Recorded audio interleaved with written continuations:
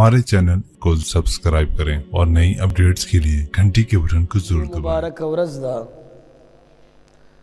او د شعبان مبارک میاشت ما ستاسو وړاندې د زکات متعلق د قرآن مجید یو دو آیاتونه او د نبی علیہ الصلوۃ والسلام د احادیث مبارکه او یو حدیث وړاندې. عزیزانو، د اسلام بنیادی 15 ارکان په احادیثو کې راځي. نبی علیہ الصلوۃ والسلام فرمای بنی الاسلام علی 5، د اسلام بنیادی ارکان دا 15 دي. شهادت الله اله الا الله وان محمدا عبده ورسوله، یو کلمه د چې لا اله الا الله دا اول بنیادی رکن دی د اسلام. د دې د وجنه انسان اسلام او ایمان کې داغه سره منور کیږي. بیا دویمه پونه دویم رکن و اقام الصلاه، مز قائم اول مز ادا کول دا بنیادی رکن د اسلام دی. او دریم نمبر و اقام الصلاه و ایتاء الزکاة، زکات ادا کول دا بنیادی رکن دی. او سلورم نمبر و صوم رمضان، روجی نیول فرضی روجی نیول دا د اسلام بنیادی رکن دی. او پنځم نمبر و حج البیت من استطاع الیه سبیلا، د چا چې وسوي د لاري د کور د خرچي وسوي او د حج پیسې ور سره وي هغه باندې حج فرض دی. دا 15 رکن د اسلام. نو عزیزانو، دریم نمبر رکن دا د زکات ادا کول دی. بلکې یو حدیث کې داسې راغلی الزکات قنطرة الاسلام، زکات دا د اسلام پل دی. پل سړی چې کله نیر باندې اړیږي نو دا پل شانتی پدی باندې ووړیږي. نو کم سړی چې زکات ورکوي دا به جنت ته ډایرک رسیږي، د جهنم کې به ته پل لګېدلی او دا به جنت کې داخلي. دومره اهم رکن دی زکات. زکات مانس شی ده په لغت کې څه ته وایي؟ دا زکات یو معنی دا د پاکېدلو ته ویلی کېږي. لکه کتابونو کې راځي زکات الارض یبسها، د ځمکې پاکېدل دا د دې اوچېدل دي. لکه یو ځمکه ده، خوریزه ځمکه ده، په دې باندې چا میتیازې وکړلې او په دې باندې نور ولګي دا اوچ شو، دا ځمکه پاکه ده. نو دلته راغلي زکات الارض، د ځمکې پاکېدل. نو زکات په معنی ده پاکېدلو راغی، یو معنی دا ده. دویم معنی د زکات برکت په معنی باندې راځي چې کوم سړی زکات ورکوي الله به د په مال اولاد کې برکت اچوي. او دریم معنی د زکات راځي زیادت په معنی باندې چې کوم سړی زکات ورکوي الله به د مال زیات کوي. دا لغوي معنی دي. او اصطلاحي معنی عرف کې څه ته وایي زکات؟ دا خو د کتابونو د لغت خبره وه. عرف کې اصطلاح کې څه ته وایي؟ اصطلاح کې زکات ویل کېږي یو مخصوص کس باندې په مخصوص مال کې یو مخصوص حصہ ورکول. مخصوص کس مطلب مسلمان وي، عاقل وي، بالغ وي، مقیم وي او صاحب نصاب وي. دا مخصوص کس شو. مخصوص مال د سره 4 قسمه مال وي. سونه ور سره 7.5 تولی وي، چاندی ور سره 52 تولی وي، نقد پیسې ور سره 1,30,000 1,20,000 روپۍ کال به دیر شي او د تجارت مال ور سره وي. دې باندې به ان شاء الله تفصیل کوو چې په دې کې څه قسمه زکات به ورکوي. دا تفصیل به ان شاء الله بیا را روان جمعه کې کوو چې دې کې څه اختلاف دی. دې جمعه کې به صرف فضایل بیانوو. نو ما تاسو ته عرض وکړو اصطلاح کې زکات ویل کېږي مخصوص سړي باندې چې هغې شرایط مې درته ویل، مخصوص مال چې هغه مې درته ویل، مخصوصه حصه چې هغه 2.5 لک روپۍ دي، 40مه حصه ده، 20مه حصه ده، اب ان شاء الله بیا راځي. زکات په قرآن کې څومره پیری راغلی دی دا یاد ساتي. په قرآن کې د مونځ سره یو ځای یا 22 یا 82 پیری د مونځ سره یو ځای راغلی. واقیموا الصلاة وآتوا الزکاة، نو دین علاوه خو ډیر زیات راغلی، خو د مونځ سره یو ځای چې د زکات حکم راغلی هغه په 82 آیاتونو کې راغلی. زکات په مدینه منوره کې تفصیلی په 2 هجری کې فرض شوی دی، خو په مکه مکرمه کې آیاتونه اجمالا راغلی، بیا په 2 هجری کې تفصیلا چې کوم د زکات بیا فرض شو. اوس زکات فضیلت څه شی دی؟ کم سړی چې زکات ورکوي اب الله په جنت کې داخلي، دا د الله وعده ده. الله په 13 سپاره کې فرمایي دا د الله وعده ده. قد افلح المؤمنون الذين هم في صلاتهم خاشعون والذين هم عن اللغو معرضون والذين هم للزکاة فاعلون. مؤمنان خلق هغه دي تقریبا و8 صفات ذکر شي. یو صفت والذین هم للزکاة فاعلون، چې زکات به ورکوي. نو چې زکات ورکوي دا خلک به سوګي، دته به څه ملاویږي؟ اولئک هم الوارثون، همدغه خلک د جنت وارثان دي. الذین یرثون الفردوس هم فیها خالدون، الله به دوی په جنت الفردوس کې اچي، هم فیها خالدون، همیشه په جنت کې پراته. نو کم سړی چې زکات ورکوي یو فایده به ورته دا ملاویږي چې دا سړی به الله په جنت کې اچي. لکه یو بل ځکه الله پاک فرمایي وقال الله انی معکم لئن اقمتم الصلاة وآتيتم الزكاة وآمنتم برسلي وعزرتموهم وأقرضتم الله قرضا حسنا لأكفرن عنكم سيئاتكم ولأدخلنكم جنات تجري من تحتها الأنهار. الله فرمایي چې کوم سړی زکات ورکوي هغه به په داسې باغونو کې داسې جنتونو کې موږ داخله وو چې د هغې لاندې به نهرونه بهیږي، د شاتو، د شرابو، د شهد، د اوبو، دا ټول نهرونه وبهیږي. دا کم سړي دپاره چې کم سړی زکات ورکوي. یو فایده یې دا ده. حدیث کې څنګه راځي؟ نبی علیہ الصلوۃ والسلام ته یو صحابي راځي وایي اخبرني بعمل يدخلني الجنه، اے د الله رسوله ما ته داسې یو عمل وښایه چې ما جنت ته داخل کی، ما ته داسې یو عمل وښایه چې ما جنت کې داخل کی. نبی علیہ الصلوۃ والسلام ورته فرمای ان تعبد الله، د الله عبادت کوه، ولا تشرک به شیئا، و اقام الصلاة و ایتاء الزکاة، د الله عبادت کوه، منځ ادا کوه، او دریم نمبر زکات ورکو، و تصل الرحم، او صله رحمی کوه، الله بتا په جنت کې داخلي. یو بل ذکر نبی علیہ الصلوۃ والسلام فرمای اکفلوا لی بست اکفل لکم بالجنه، ما ته د شپږو شیزونو ضمانت راکړئ، شپږو شیزونو ضامن تاسو وګرځېږئ، زه به تاسو له جنت درکوم. یو شی پکې دا دی، اول نمبر و اقام الصلاة، دویم نمبر و ایتاء الزکاة، او دریم نمبر و صوم، او سلورم نمبر واللسان، پنځم نمبر خېټه، او شپږم نمبر د 2 اندامونو 2 خپو مس کې چې کوم د آله ده. د دې شپږو شیزونو ضمانت ما ته راکړي، جنت ضمانت ما نه واخلي. نو ګورې جي اوله فایده د زکات ورکولو څه شو چې الله به تا جنت کې داخلي، دا د الله وعده ده. دویمه فایده د زکات، الله به ستا مالم پاکوي او الله به تام د ګناهونو نه پاکوي چې کوم سړی زکات ورکوي. قرآن کې الله فرمایي خذ من اموالهم صدقه تطهرهم وتزکیهم بها وصل علیهم.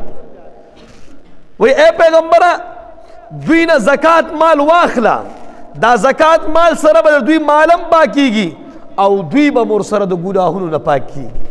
څومره عجیبه فایده ده چې کوم سړی زکات ورکوي، صحیح زکات کا گپ شپ نه، صحیح حساب چې کوم سړی کوي هغه سړی ته به دویمه فایده الله دا ورکوي چې د دې مال بم پاکیږي او د دې بدن بم د ګناهونو نه پاکیږي په یو حکم سره. الان که موږ او تاسو سوچ وکړو زکات د الله حکم دی، نو موږ ته دا فایدې ولې راکوي؟ دا خو حکم دی، حکم ویل کېږي اډر ته، اډر کې دې ضرورت نشته چې ته په تعالی دا درکم. خو موږ سره الله ګوره څه عجیبه معامله کوي، موږ ته وایي خیر ده زما اډر هم دی، خو که اډر د عمر دا فواید هم دله درکوي. دا دویمه فایده شو. کم سړی چې زکات ورکوي، درېمه فایده الله به د مال حفاظت کوي، د ټول تجارت مال وي، که د کور مال وي، که کور وي، د دې حفاظت به کوي. حسن رضی الله تعالی عنہ روایت دے حسنوا اموالکم بالزکات، نبی علیہ السلام فرمائی د خپل د مال حفاظت د زکات سره وکړي. دا حدیث چې کله نبی علیہ الصلوۃ والسلام فرمایل یو عیسائی په دې لار باندې تیرېدلو او دای ووریدلو چې نبی علیہ الصلوۃ والسلام فرمایي حسنوا اموالکم بالزکات، د خپل د مال حفاظت زکات سره وکړي. دی عیسائی دا خبره وکړه چې راشه زه د نبی علیہ الصلوۃ والسلام په دې خبره باندې ټیسټ وکم چې دا خبره صحیح ده او که غلطه ده. دا ډېر لوی تاجرو درا واغسته د خپل د مال حساب وکړه، عیسایو د خپل د مال حساب وکړه، د اسلام مطابق د خپل د مال زکات ورکړه. د یو قافله ولېږله تجارت دپاره، د دوه کسان پکې وو.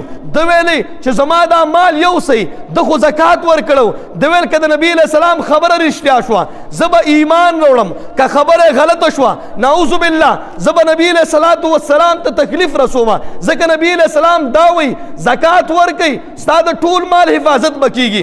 قافله یې ولېږله، څو ورځې بس ورته خط راځي، وایي ای پلان کیا ټوله قافله غلو لوټ کړه. دا لاړو کور ته توره را واغستا چې نبی علیہ الصلوۃ والسلام فرمایي حسنوا اموالکم بالزکات، د خپل د مال حفاظت زکات سره وکړئ. ما زکات ورکه زما قافله لوټ شوه، دا څنګه کېدی شي؟ نعوذ بالله دا پیغمبر دروغجن دی، ځان نه خبره کړې ده.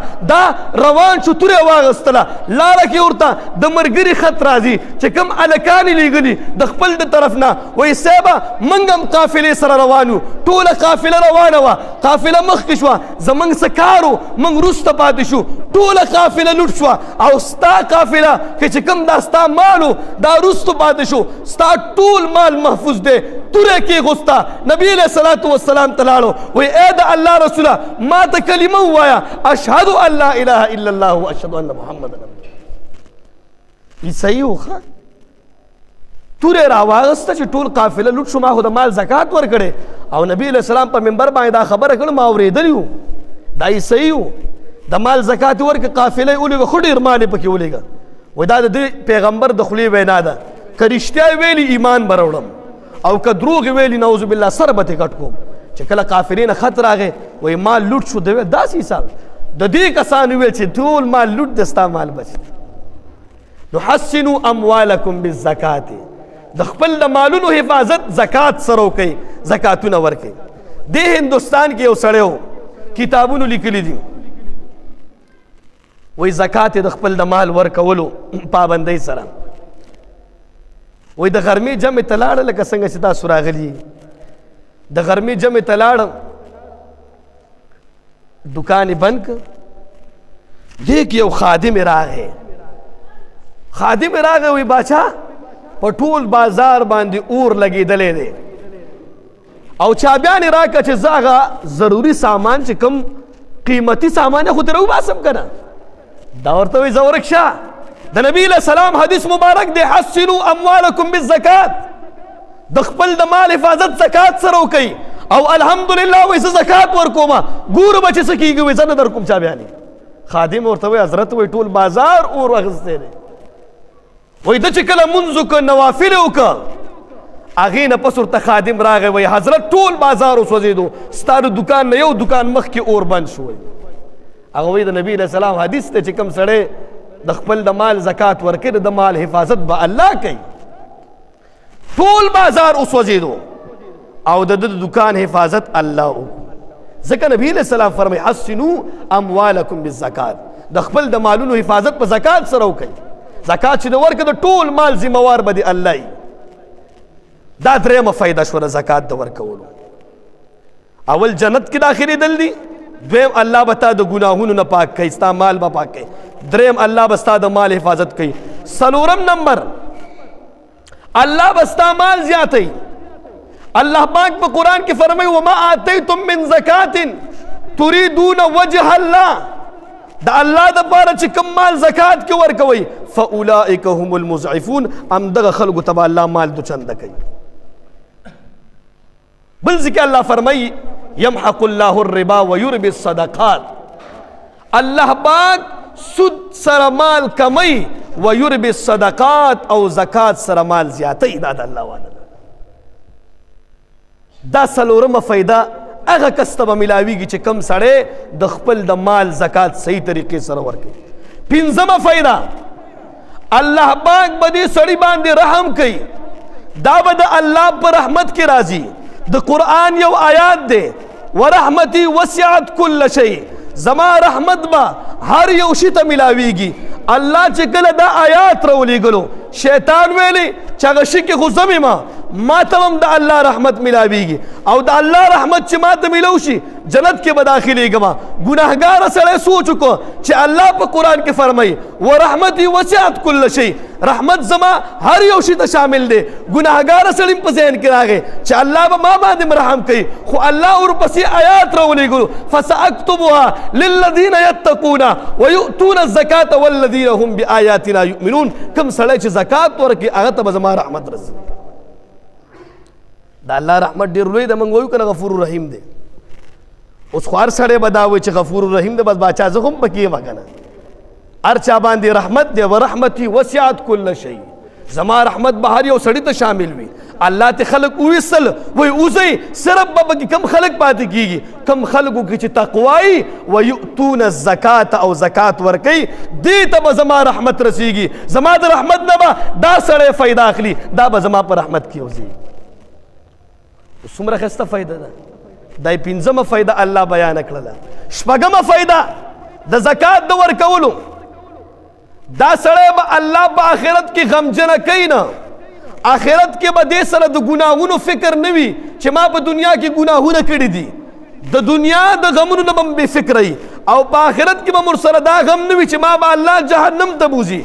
ځکه الله فرمایي ان الذین آمنوا وعملوا الصالحات، کم سړی چې ایمان راوړي، نیک اعمال کوي، واقاموا الصلاة او منځونه ادا کوي، وآتوا الزکاة زکات ورکوي، لهم اجرهم دوی دپاره بدله ده عند ربهم، ولا خوف علیهم دوی به په دنیا په ګناهونو باندې په خوف کې نه، ولا هم یحزنون غمجنه به نه.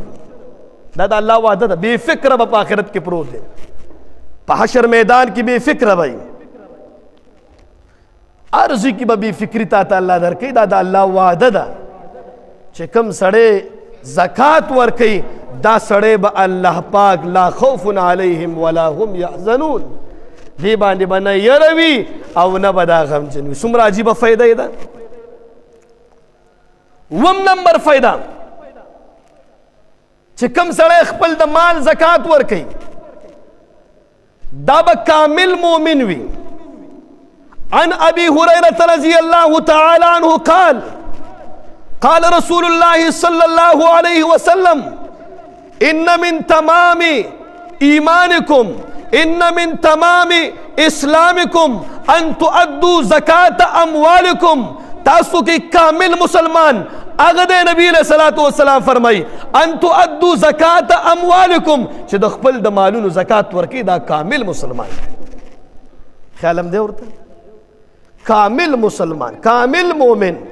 ان تمام اسلامکم ان تؤدوا زکاة اموالکم، چې کوم سړی خپل د مال زکات ورکوي هغه سړی کامل مسلمان دی. منګ او تاسو خو بکیانی باندې کوو که نه، منګ او تاسو د الله سره چلول کوو. زکات ورځ شپې شي، یو میاشت مخکې پیسې میسې غیب را غیب کو، دا کیسې به د الله سره نه چلیږي.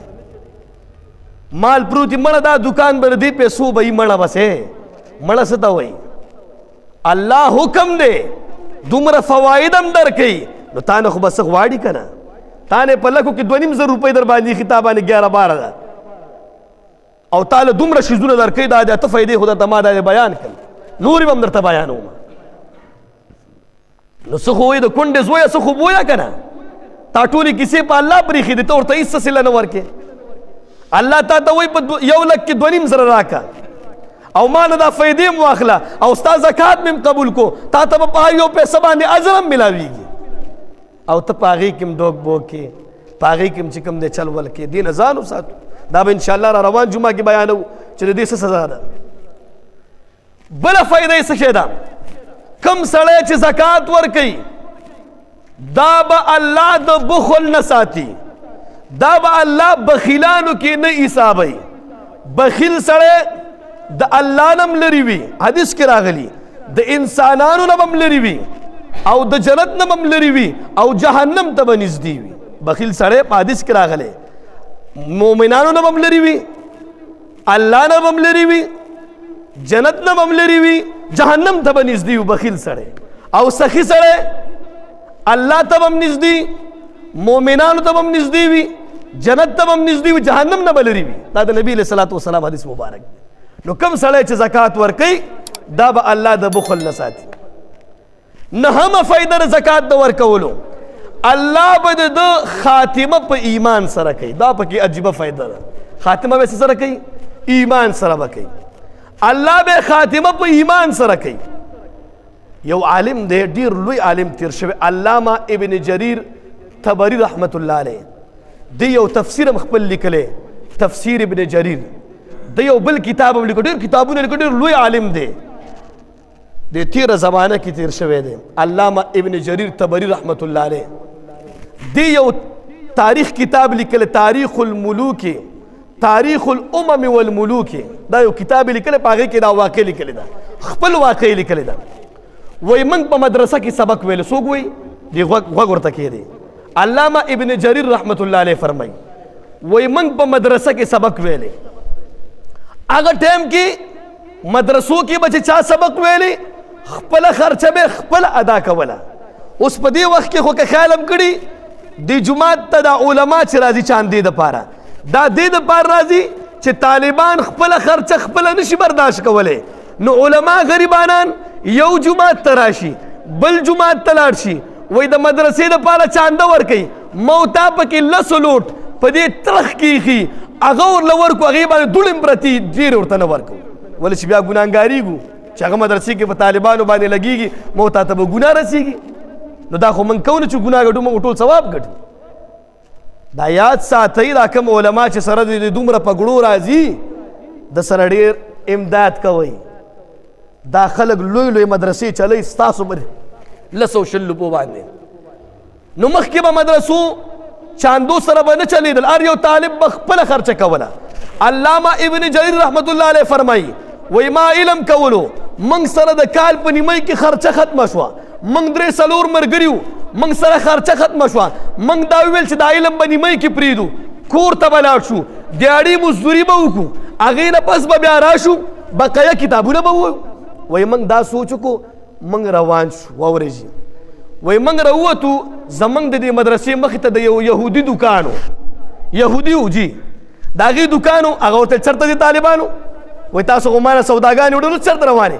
وای یاره موږ سره پیسې خلاصې شوې او موږ دا وایو چې لاړ شو کور ته، مزدوري به وکړو، بیا به راشو، علم به بیا چالو کړو.